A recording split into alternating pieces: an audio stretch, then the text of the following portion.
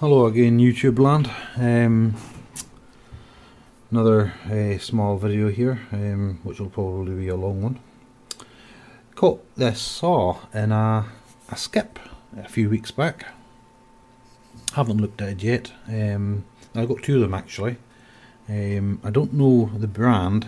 I think it might be quite a cheap brand. Superior warranted. Wooden handle, so that's, it's got a bit of age, but I'm thinking maybe sometime around the 70s or early 80s possibly. Anything older than that, and they might have had a bit more carving on the handle, and instead of having these sort of rivets holding the handle in place, well, a lot of these saws do have rivets, but generally on the back side of it you'd have some sort of nut. Some sort of nut arrangement so that you could remove the handle when needed. But there's usually a fuck's sake, hold on a second here. Fucking computer's pissing me off. Right, okay. There's usually an insert side with a threaded insert and a bolt side which comes through and threads into the threaded insert. So I don't know if these are like that or not. I haven't tried taking the handle off yet, although I'd like to. It'll give it a proper clean and take all the rust off. Now I believe this is a rip saw. It's got fairly large teeth there, and that's usually for ripping, but there's quite a lot of different types of saw, so I'm not entirely 100% sure on that. But as you can see, it's quite rusted. I don't think, however, it's overly pitted yet. I think this saw was caught just in time, possibly. There's certainly areas that are worse. Some areas are worse than others on the blade of the saw. The other side, I would say it's got rust covering a larger area, but maybe not quite as bad. I think this saw will actually polish up not too bad. Now, holding the blade as I'm doing here, the teeth are actually still quite sharp. They are, maybe not here so much in the middle. On the end here they're still very sharp, where the blade gets less wear. They're quite sharp to about there. Then they're still sharp. Now they're getting a bit blunt. And they're getting sharp again over here, yeah? So there's an area where it's quite blunt here in the middle. But that will sharpen up, not too bad. Now, I haven't touched this, like I said, right? But I'm just inside from working on this one, the small tennon saw here. Now, it was the worst of the two, but I tackled it because it was smaller. I'm just getting the worst of it out. You'll see from the blade here now that although I've got it polished up reasonably, it's not shiny. It's still got quite a dark finish from the staining. You'll see there's a lot of pitting on the blade, but I'm not concerned about the looks of it. You can see here that there's still raised areas where there's still rust underneath the surface, so I need to maybe give that a right good scrape in those areas. I've got is it 4.5 inch grinder with a wire wheel fitted to it, and that really helped take all the rust away. It's not very good at getting into the little areas here, so then I had to use a small needle file and rub at the rust here until I got it down to the bare metal, and then come in with a little Dremel to sort of polish it up and get the worst of it away. I forgot to do the back side of the saw here, and that'll give you an indication of how badly rusted it was. Yeah, the whole saw was like that. Yeah. Now, one of the reasons I think this is cheap saws is that good quality saws actually have a brass back on them. Yeah, these sort of tenon saws normally have a brass back. This is just a mild steel one, so I don't think it's a high quality brand, but it's certainly serviceable. Some of the most difficult areas is to take the rust away was in around here. Yeah, so I had to sort of file a lot of the rust away,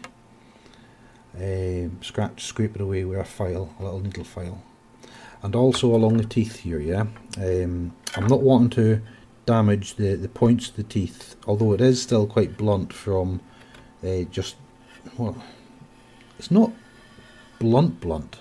You know, there's still points on the teeth, but the tops, I don't know what you call it, the way the teeth spread, the outer points on the left and the right, they're quite dull. You know, it doesn't feel sharp when I do that, but it feels reasonably sharp when I do that. Yeah, so there's still points on this end edges, but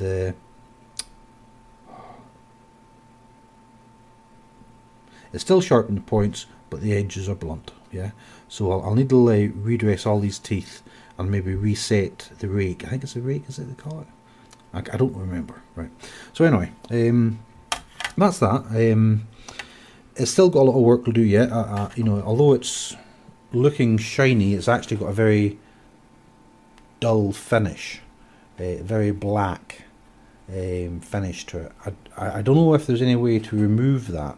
Maybe some sort of acid or vinegar possibly might help, but before I steep that in vinegar, I'd really like to get the handle off, and I'll obviously scrape all this varnish off the handle as well and give that a coat of linseed oil.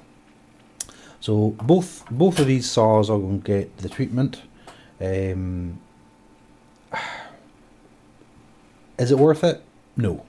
You know, you can probably pick up a saw like that for maybe, I don't know, 25 quid new, maybe less, and you'll get a good quality rip saw for like £8. Although that will be the type with the hardened teeth where it's not practical to resharpen them. Both these saws, however, they are of the older variety where they've got a metal that can be filed, so that it is possible to resharpen them. I reckon you can resharpen the saws with the hardened teeth, by the way, if you just use some sort of carbide cutter or grind bit on a Dremel or some sort of jig. You know, it is possible.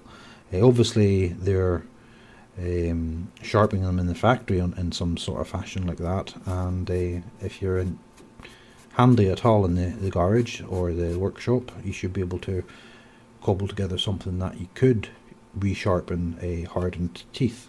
But you know, when you can buy them new for £8, most people don't bother. But I don't like throwing stuff away, yeah. So I'll be the type of guy that would sharpen them, you know, even if it took me a couple of hours. You know, I think that's, you know, this is the whole problem with the country, isn't it? You know, it costs more in time to do the job than it is to buy it in from abroad. So nobody does anything, and all the money's going out of the country to abroad. So I don't know what to do about that. But I look at it on a different sort of viewpoint. I look at it on it, if you don't fix it or you don't restore or maintain it, it goes into the skip and then it gets recycled. Yeah. Hold on, I've got the door. Okay, so that was the door, the postie. So yeah, it goes to the skip, and then to the recycle centre, and I think that's a waste of materials, and not only materials but time, and You know, for everything that goes to the skip, somebody had made that. Somebody had invested time. Materials was invested in the creation of the item. Be it a tool or a pram. You know, somebody had bought materials, hired men to shape those materials into an item. Then additional funds were used to maybe paint it or ship it. You know, all these, you know, there's a huge amount of cost involved. You know, we never think about, you know, you go onto eBay, you buy something from China, and, you know, maybe 3 or 4 weeks later it turns up at your door. Now that goes onto a container ship, which uses tons of diesel. I don't mean tons as in just lots, I mean actual weight, tons and tons of diesel to go from China to Britain. And we just don't consider any of that, all those costs. And that's a huge cost to the environment, when you could just spend an hour or two fixing the thing up and, you know, yes, maybe flog it on eBay if you want, or give it off to a neighbour who could use it, or use it yourself, you know. But nobody thinks about that anymore because it's not worth it. It's, oh, I can buy a new one for £8. Well, I don't have £8 to spend, so I'm going to restore it. But even if I did have £8 to spend, I think I'd still restore it, because I think it's wasteful, you know. So that's my sort of take on the situation, and I don't think very many people consider it, or if they do, they think it's not practical because of the time involved. Well, I disagree. Okay. Anyway, I think that's enough about 2 old rusty saws, eh? There's my little rant about society for today, I think. So I've got a new parcel to open. In fact, will we just open it to see what it is, eh? While it's on camera. I have no idea what it is. Now, where did I put it? Here we go. I can't remember what it was I bought. I'm going to have to set this camera down because I cannot do this with one hand. 1 minute, folks.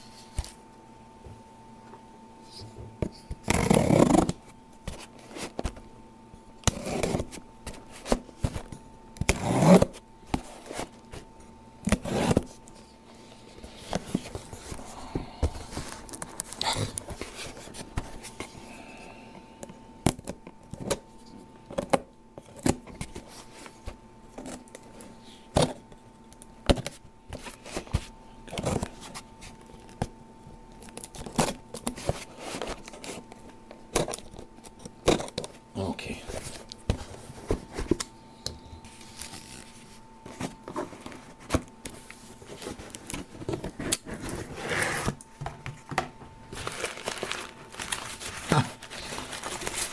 This.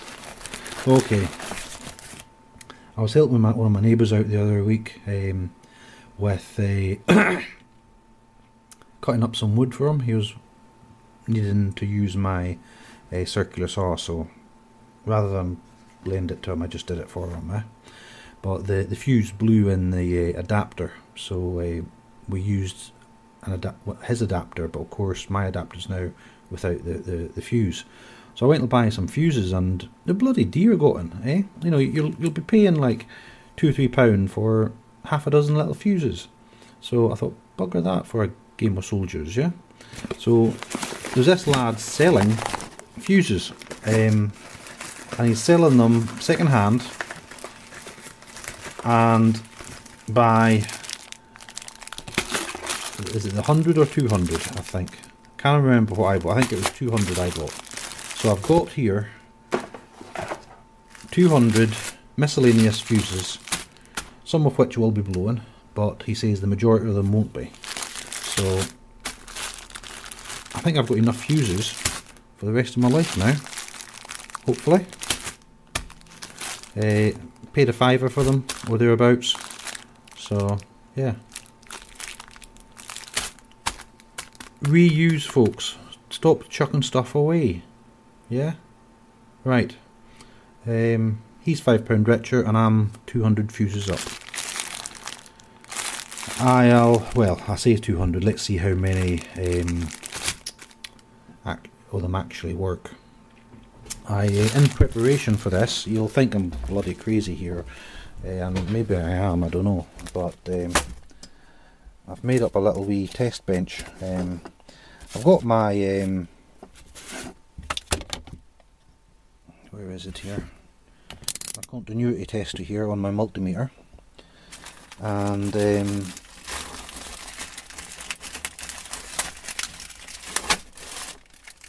using the probes or the multimeter to test every fuse was going to be difficult. So, 1 second here.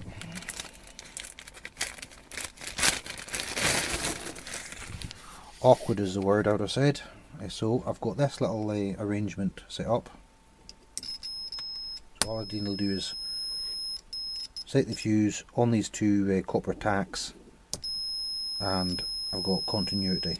These wires are soldered to the copper tacks, and the crocodile clips are connected to the electrodes of the multimeter.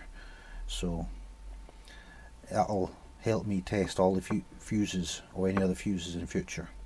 Right, that's enough talking. I've got things to do today. Still looking for a job and still trying to survive. Getting tired of the struggle, but what do you do, eh? Not much fucking option. Right, bye for now, folks. I hope you're all well and have a happy Christmas.